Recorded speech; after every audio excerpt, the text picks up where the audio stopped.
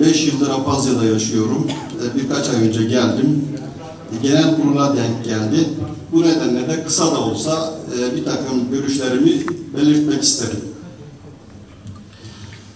Burada kaçıncı konuşmacıyı bilmiyorum ama konuşmacı arkadaşlardan biri önemli bir tespitte bulundu. Yok oluyoruz dedi.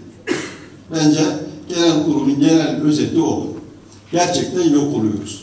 Tabi bugüne özgü sadece kısa dönemli bir olay değil, genelde bir sorunumuz bu. Bu sorunun birçok nedenleri var. Tabi bu nedenler üzerinde tek tek duracak değiliz de ben genel olarak bizim toplumumuzun ya da bizim gibi olan toplumların sorunlarını iki ana kategoride değerlendirmemiz gerektiğini düşünüyorum. Bir, özel sorunlar, bizim toplumumuzdan kaynaklanan özel sorunlar, bir de genel sorunlar. Bu özel sorunlar aşağı yukarı birçok nedenler olabilir ama 3 ana nedende sebep gösterebiliriz. Bir, dağınık bir coğrafyada yaşıyoruz. Yani bir ülkede yaşıyoruz ama çok dağınık bir durumda Çerkes toplumu ve hiçbir yerde çoğunluğu sağlayamıyor. Yani şeyi düşünün, Kürtleri düşünün, Baskları düşünün, Kuzey İrlanda'daki grupları düşünün. Onların belirli bir mahalli bölgeleri var. Belirli bir bölgede en azından nüfusları az bile olsa çoğunluk sağlayabiliyorlar. Maalesef Çerkeslerin böyle bir talihsizliği var. İkincisi tabii ekonomik sorunlarımız var. Bir de bu bizim genel dağınıklığımızdan kaynaklanan asimile olmuş sorunlarımız var. Bunlar bizim Çerkes toplumunun özel sorunları ve bu sorunların da kısa sürede düzelmesi mümkün değil. Bir de genel sorunlar var. Ülkenin sisteminden kaynaklanan genel sorunlar. Bu genel sorunların da benden başında gelen demokrasi sorunu. Türkiye'deki demokrasi sorunu ulusallaşma sürecinden sonra Osmanlı'da da var olan bir takım haklarımızı kaybettik. Şimdi şöyle düşünebiliriz. Ürdün'de, Suriye'de Çerkeslerin tanınması, kültürel haklarını, kültürel kimliklerini, etnik kimliklerini kullanabilmeleri buradakilerden daha fazla diyoruz. Ama orada da şöyle bir şey var. Oralarda uluslaşma süreci, ulus devletler kavramı ortaya çıkmadığı için orada Çerkesler genellikle var olan ve süreklilik arz eden bir siyasal iktidara, daha doğrusu egemen güçlere eklemlenmiş durumda olduğu için onların birçok sorunu bu anlamda, görünür anlamda sorunları daha dillerini, kültürlerini kullanabiliyorlar. Ama bu onların mücadeleyle kazandıkları genel bir kazanım değil. Egemenin verdiği bir kazanım, bugün verdiği gibi yarın da alabilir. Rusya'da olduğu gibi. Bizim buradaki sorunlarımızın temelinde bence demokrasi mücadelesinden eksik kalmamız geliyor. Yani Çerkesler var oldukları, yaşadıkları bu coğrafyada demokrasi mücadelesine şu veya bu şekilde eklemlenmek zorundalar. Eğer bunu yapamazlarsa, bunu yapmadıkları sürece hiçbir şey ifade etmez. Şöyle bir şey yaşıyoruz, çok da duyuyoruz bunu. İşte falanca insan falanca siyasi partiden Çerkes aday. Filanca siyasi partiden Çerkes aday. Bunlar hiçbir şey değiştirmez bence. Neden? Bunun nedenlerini hepimiz biliyoruz. Çünkü o kişi o katıldığı siyasi hareket içerisinde partinin tüzüğüyle bağlıdır.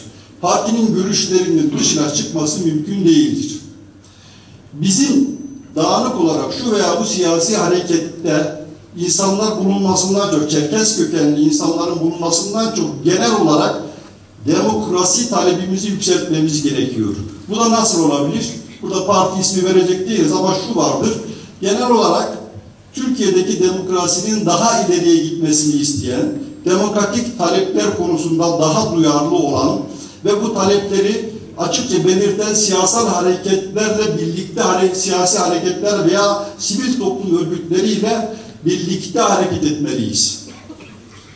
Yani bu mücadele sadece buradaki mücadele yani kimlik mücadelesi, etnik kimlik mücadelesi, etnisite mücadelesi, ya da kültürel mücadele sadece Çerkeslerin bir sorunu değildir.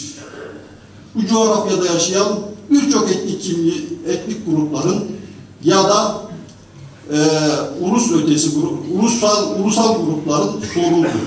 Bu nedenle ben özellikle şunun üzerinde şunu söylemek istiyorum. Eğer biz süreç içerisinde zamanla tamamen yok olmayacaksak, yok olmamak istiyorsak, genel olarak Türkiye'deki demokrasi mücadelesine şu veya bu şekilde eklemlenmek zorundayız. O mücadelenin bir parçası olmak zorundayız. O mücadeledeki bizim paydaşlarımız olmak zorunda. Bunu yapmadığımız sürece falanca siyasi partide falanca adamın olması, falanca yerde falanca kişinin olması hiçbir şey değiştirmez. Hiçbir şey sonuçta değişen bir şey olmaz. İşte Kürtler bunu yıllardır yaşadılar açıkçası. Kürt hareketi bugün çok daha farklı noktalarda farklı şeyler söyleyebiliyorlar. Bakın, Kürt adıyla bir siyasi parti yok burada. Olması gerekmiyor. Yani bir şeyi yapabilmek için, demokrasi mücadelesine katkı sunabilmek için etnik kimlikler, etnisite konusunda, kültürel haklar konusunda bir şeyler söyleyebilmek veyahut da bir şeyler kazanımlar elde edebilmek için mutlaka o etnik grubun kendisine özgü bir siyasi partisinin olması gerekmiyor. Çünkü demokrasi mücadelesi hepimizin, bütün halkların ortak mücadelesidir.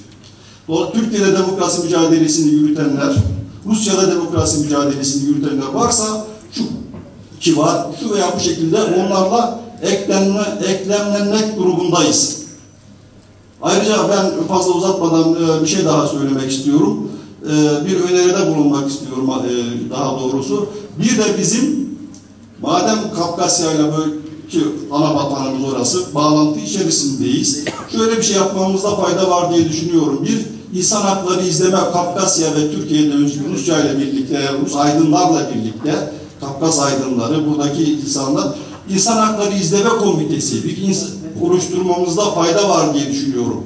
Bu, uluslararası düzeyde oluşturulacak insan hakları hem Rusya'daki insan hakları ihlallerine hem buradaki insan hakları ihlallerine direkt müdahale etmiş, en azından o konuda duyarlı olmuş olur ve bunu dünya basında da taşımaya çalışır. Bence böyle bir şeyin oluşturulmasında, KAFVED'in böyle bir girişimde bulunmasında fayda var diye düşünüyorum ve herkese teşekkür ediyorum.